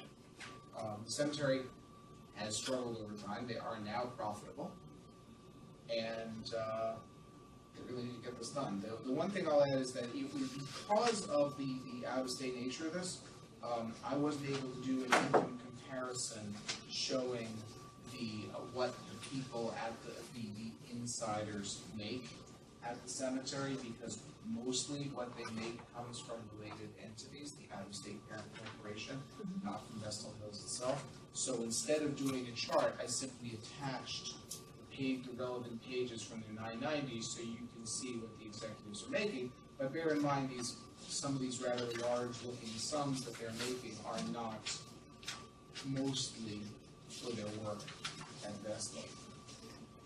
Obviously, when it says zero for Vestal and like $1 bazillion from somewhere else, presumably some portion of that is attributable to the work they're doing at Vestal, even though they're not paying themselves from Vestal Hills. Can you describe the structure just so we understand it? I'll try. The certificate holder is an entity called. That's structure, you mean? Yeah. There are several different related entities involved here, and I'm afraid I'm going to misspeak as to which one is which, but it doesn't really matter. There's an entity, CMS Mid-Atlantic. I believe that is the cemetery parent, because there's also a financing entity that does the back office work for the cemetery. That entity, CMS entity, is the one that holds the certificates. That's the one that all these other guys have been paid out of, and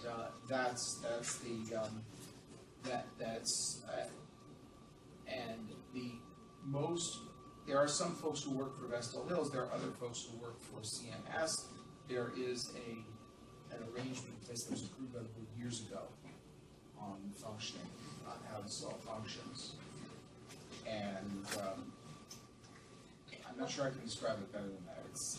What's their, for lack of a better term, what's their CMS's portfolio of cemeteries? They have cemeteries in, at least in Pennsylvania and New Jersey, and I can't remember where else. There are a bunch of other places. They are now, CMS now, to complicate matters further, CMS is still the certificate holder. The certificate holding structure has not changed, but CMS's shares are now owned by somebody else. They were owned by an individual, they're now owned by another corporation. It's like 3 levels removed from So ownership. doesn't the cemetery file annual reports? They do. May that reflect how individuals are paid through the cemetery? You know, they don't combine their annual report. Oh, Other what cemeteries the individuals are actually paid from the cemetery? Yeah, that's all reported. Is that in here? I thought we included that in the most recent annual. The 990. The 990 shows overall. No, it's both. They only have one executive, they only have one officer or trustee who's actually paid from the cemetery, formally speaking. Who's that? That is, Roberta Gertis. She is the person who's actually on site for them all the time, and she is paid from the cemetery. The other board members, the main person involved here is Bill Pasadelis. Does not actually draw anything from the cemetery. He's paid by whichever of the CMS entities. So that then is reflected in the 990. Column D Yes. would be payments from the cemetery, and only Roberta shows a payment. The reason I couldn't break it out further is if you look at column F, other compensation from the entity and related entities, the non-salary piece of the compensation, the IRS doesn't require you to distinguish that between the entity and its relatives. So I couldn't do an allocation of that for anybody to say, well, a certain portion of that came from the cemetery or not. My guess is, for Roberta, that is 100% from the cemetery, and from the other guys, it's 0% from the cemetery, because none of them actually draw any money from this entity.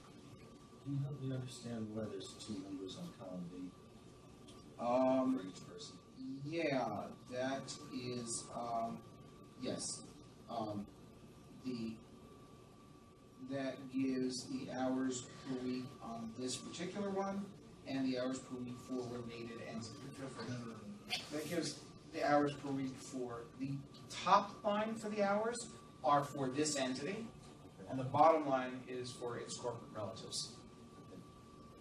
And I'm using that term broadly because New York cemeteries do not have corporate relatives. Thank you for saying that. I was going to correct you, because you call the CMS the parent of the cemetery's parent. But there is no such thing. No, right. There's absolutely never any such thing. Yeah, I'm speaking that way just because it The way in some ways looks like that, although they do follow, these guys do follow all corporate formalities in terms of preserving the not-for-profit status of the New York entity. We have a long history making sure that they do that. So, current management, were they also management when this building was about to deteriorate? It mostly deteriorated before they came in. They didn't have the money until recently to fix it. So what's the history? How did they get allowed to get to this point? How old are these buildings? When was 60s? it built? I want to say they date from the 60s. Wait, Brandon sent it back. I want to say they date from the 60s or 70s. They're old.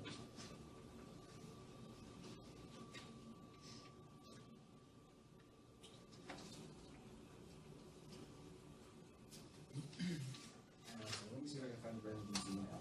But again, speaking broadly, most of the bad stuff that has happened had already happened before they came in. When they first took over the cemetery, there really wasn't much in the way of additional money. They didn't have the resources to fix these up. They've continued to deteriorate, and at this point, they're just getting a lot of complaints about this. Let me see if I can find it. Oh, here we go. Mid-1960s. The original one, the Court of Fate, the one that's in worse shape, is the mid-1960s. The other is mid-1980s. Buzzy and CMS came in, I want to say, early 2000s. So there was 20 to 40 years of wear and tear before they got involved. And the total project cost is $256,000. Yeah. So it's really not. Not amazing. Not a huge deal, but. Did they do anything with their certificates? They are. They actually have made an effort to pay down the certificates. I think I have to look. I met with them on this together with Andrew and Brendan, our accountant and investigator for the area. And I believe they have, I should have included this, I'm sorry I didn't, but I believe they paid both interest and principal. And so because They're not accruing interest for sure. and so because they uncovered this surplus in the. We found the surplus.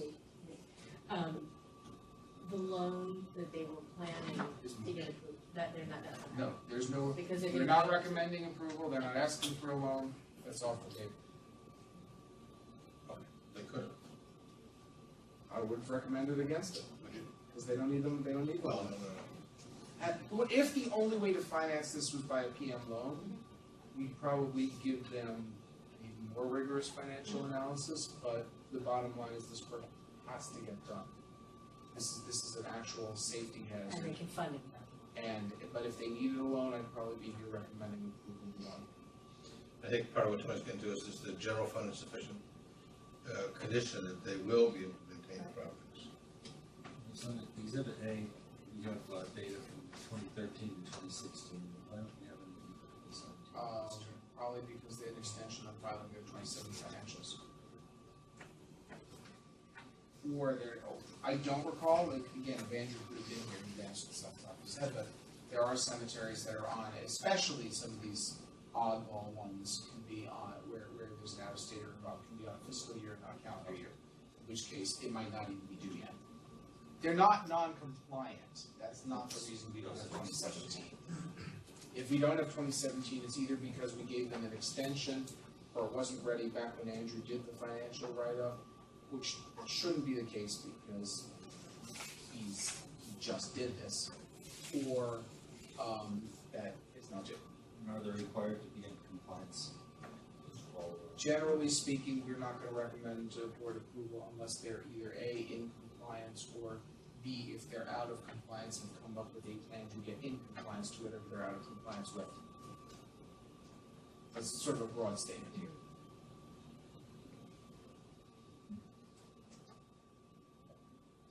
I can answer the question about the connection to the general fund in terms of ongoing maintenance. I mean, they're not, they don't really have. It looks like they have a decent general fund, looks like 1.1 million.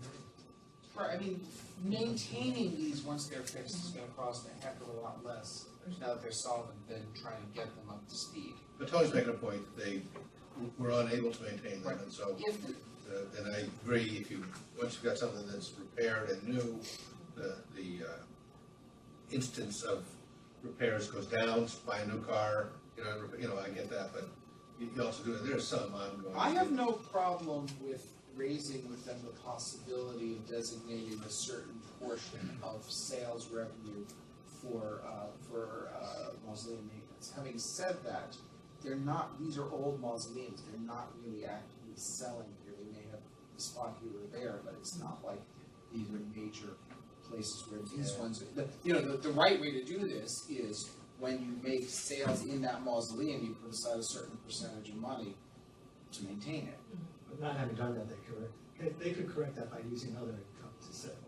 Right, I mean, I have no problem raising it with them. I'd be a little reluctant not having them here to commit to a specific percentage. I'm not sure I'm even a fan of it because, money's green and they've got to make, you can set up a maintenance fund, then you shorten something else. Well, it's good for budgeting purposes. They're on the ground. Yeah. If the money's not really restricted, it's not a bad thing for budgeting purposes. Yeah, The cemetery to see it as such. Well, and the idea that when they took over, I'm making assumptions, but the idea that when they took over, these things were in such poor shape that the idea of maintenance was not on the table. It was that they were going to need some replacement. Or not replacement, but do this major restoration. The only wrinkle I'll add to that is that, as we discovered, much to everyone's chagrin at Whispering Maples, some of those defects were patent, others of them were latent. And until you start poking around, you don't really, until you start poking around and examining what's wrong, you don't really, and also, at some point, deterioration begins to build on itself. So it may be that some of the stuff just wasn't apparent because they're not, I don't think their due diligence consisted of drilling into walls. And at some point, you really are only gonna notice this when people start complaining or the maintenance guys go in there and see something significant, and that takes a while until that happens. Right, I was just. Not having been there in 2003. Thinking more about the idea of now, putting aside or, considering some portion for maintenance, the fact that it hadn't been done before, we're really starting with a different situation now, different considerations. Sure, they've been totally willing to work with us on things like that, so I have no problem at least discussing it with them. Any other questions or comments, concerns?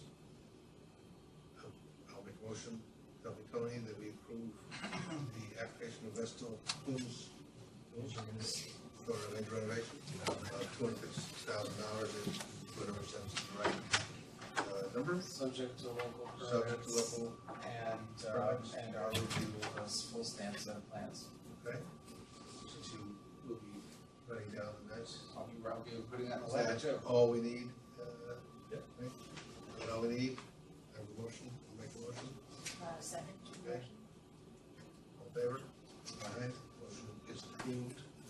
I think that is, Do we have somebody who would like to address yes, this no, in I open think that's session? the end of our general business. We're, public comment, we're, There's a gentleman outside waiting for us. May I make a recommendation that we take a 2-minute break before we do the public comment? sure. You okay there, Do Rich? you know how to pause this thing? Just- No. Here, hang on. All you can do is mute it. Oh, you're right. That's fine. Turn the camera. Josh went to get Tom. Okay. All right, well. All right, we're off. You all right? Come out of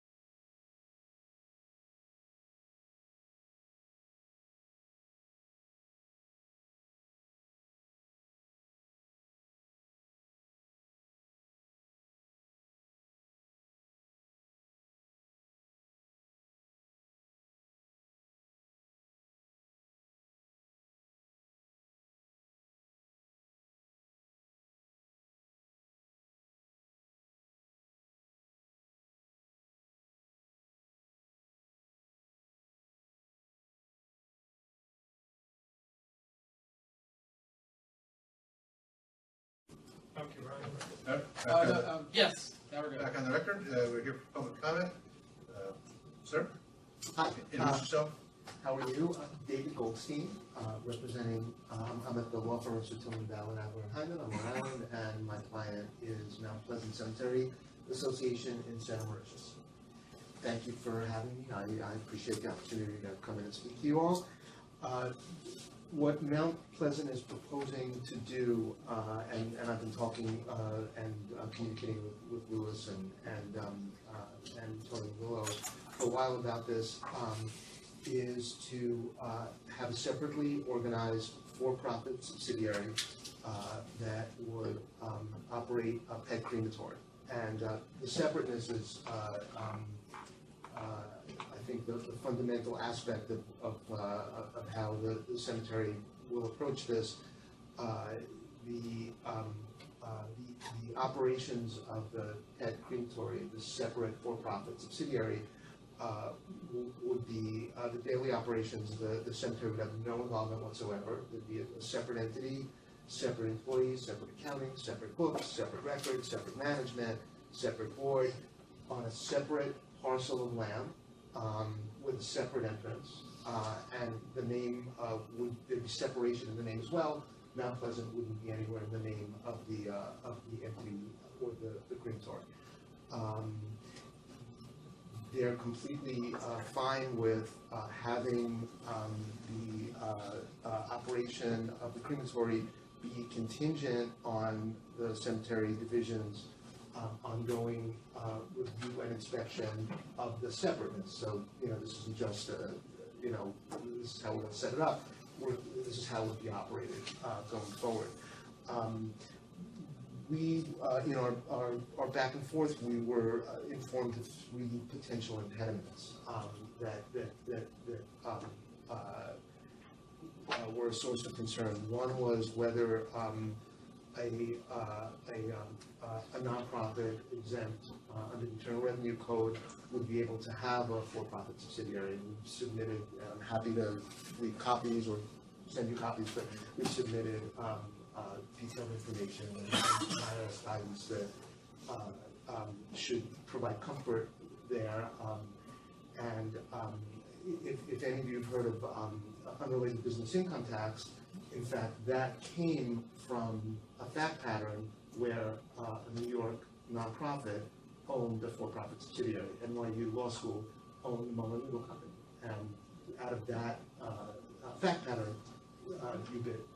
Somebody left them the shares, right? Yes, yep. Yes.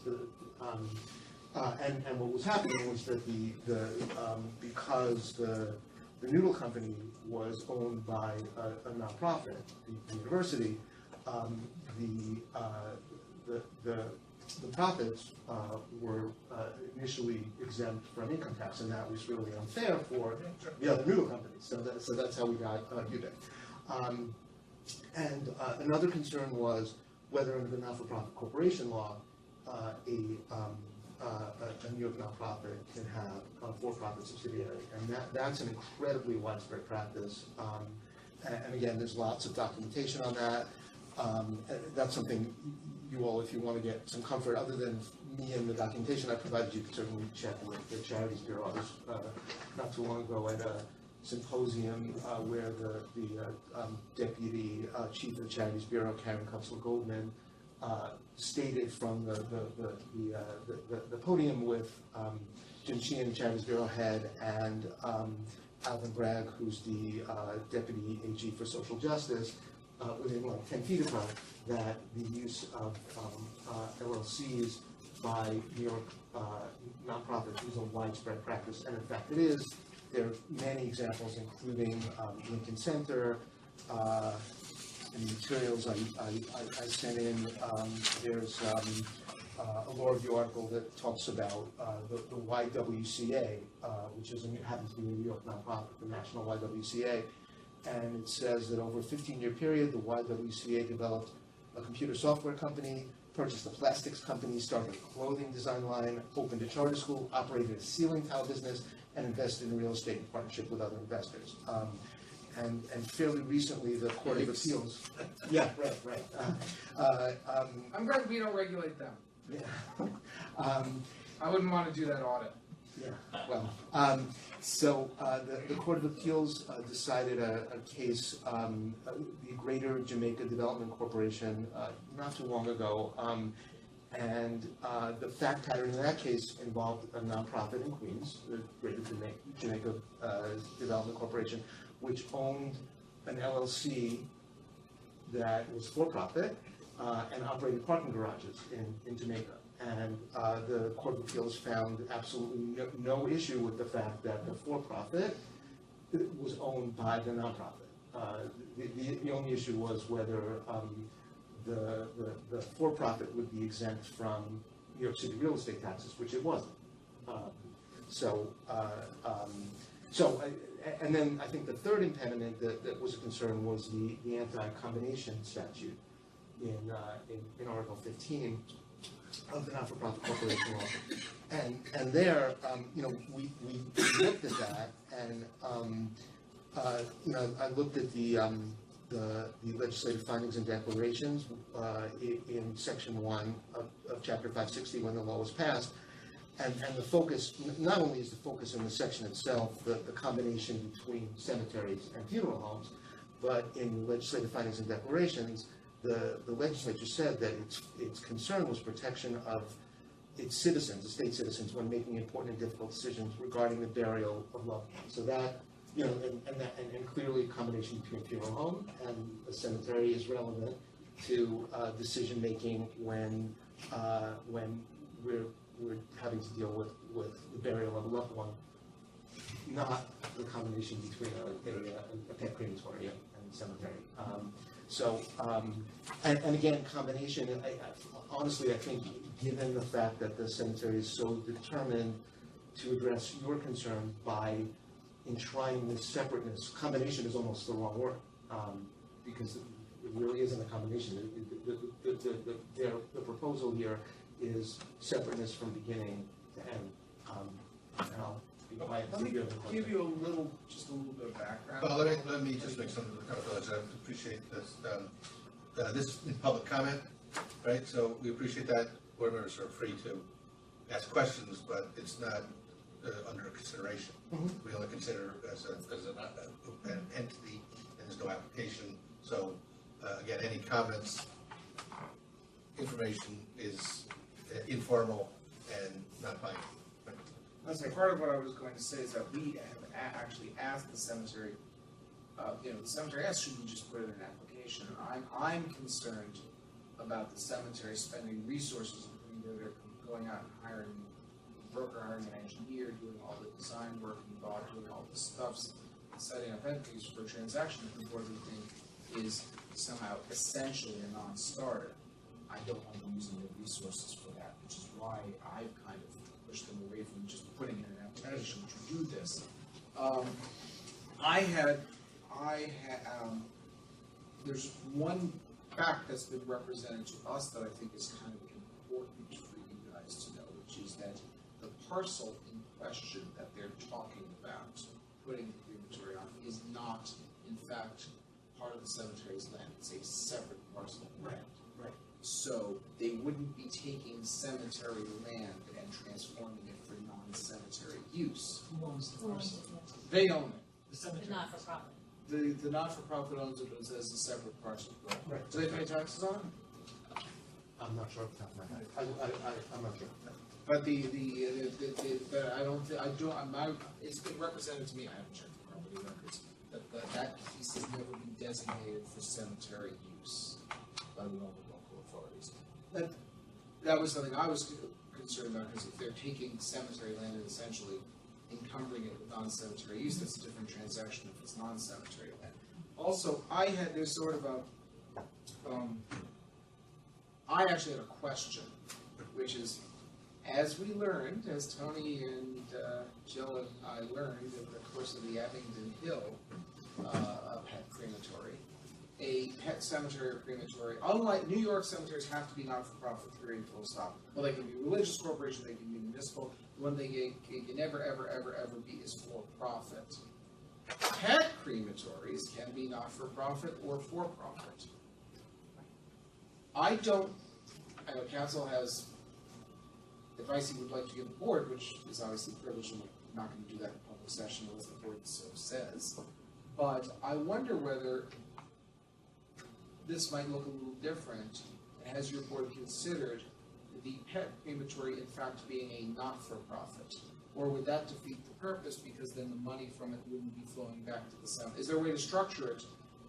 See, the logic, we have plenty of cemeteries, we have some cemeteries where a piece of cemetery land is leased to a for-profit business. In fact, not too far from them, there's a cemetery that owns a golf course. It does not operate that golf course as a subsidiary. It leases that golf course to another entity that runs it. It draws rent. I had asked, how about structuring it that way? The response from the cemetery is, no, we want to control the subsidiary. So is that, I don't know, just throwing out there, is this something to think about? Okay. But, Just again, very this public comment, I appreciate the issue of getting some sense of the board. We're engaged in expensive activity. The best I can offer on that is, you certainly can talk to our council and the division, and then at some point you have to make your own determination as to whether that case can be made, because we can't respond to that. I mean, I don't have any particular objections, but I don't have enough information to make an informed choice, and it wouldn't matter anyway because it's not before us, right? So. Can I just ask one question? It's Sure. pretty fundamental. With regard to that land that's now owned by the not-for-profit that would be used by the for-profit LLC, whatever the structure is, are they going to be purchasing that land? I mean, I guess my question, the big question, is a consideration of assets of the not-for-profit being transferred to the for-profit and how that would be handled. We don't need to consider it now. That's just something that I think we would. And I think I can give you a sense of that, because that's something that thought about in thinking about how to structure this. And I think the plan is to lease that land. So. Okay. I'm a little cognizant of some time issues. Okay. So. Sorry to give. No. Thank you for. Listen, I really appreciate you. Thank you for waiting for us patiently, and thank you for providing us with your comments. For our questions. Are there any other members of the public wishing to speak? Today, really, that would be a first. Maybe so. That time you weren't here. But then he called in. Can we try very quickly to schedule the next meeting? Sure, didn't we already do it? No, we didn't, because Jill had a conflict with our default date for the meeting. I have a feeling the scheduling thing, you can get out of here now. Okay. I have a feeling the scheduling thing is gonna be much better.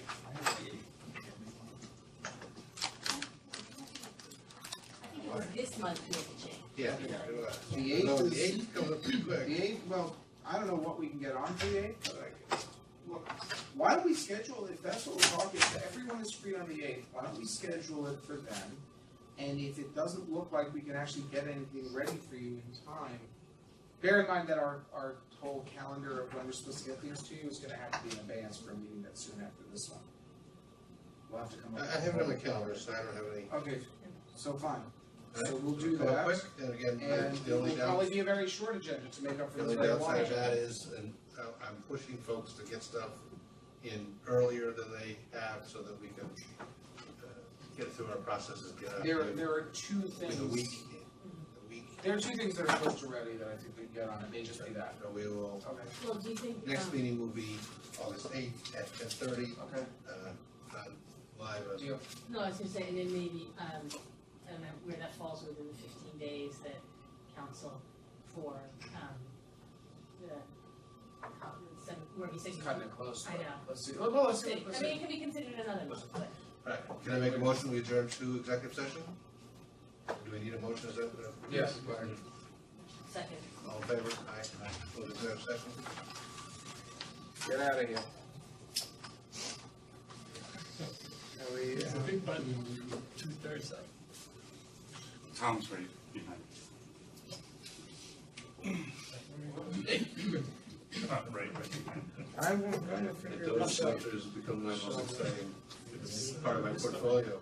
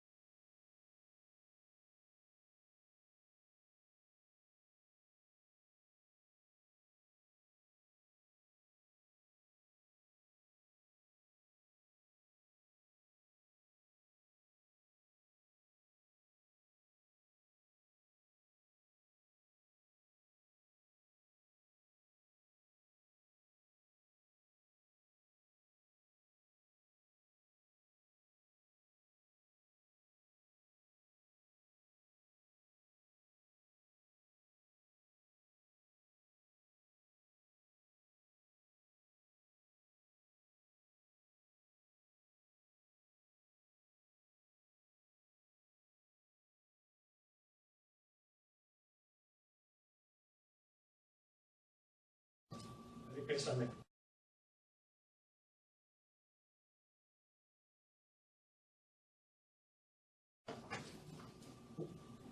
That's right, it's up there on top. Oh, this one. We're, by the way, we're off, muting.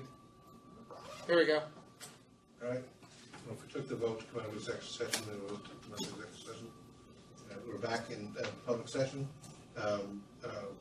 We have made one decision based on earlier conversations, which is to table the application of Beverly Hills and Rose Hills. Same thing. Same thing. Table it, and to allow the cemetery to submit the additional information that they discussed to us for additional consideration. And that's the motion that I'm making. Sufficient, Tony? Yeah. Okay, I second that motion. Well, okay. And a motion to All in adjourn. favor? Motion adjourned. Thank you. Thank you very much. Yeah. Have a great summer.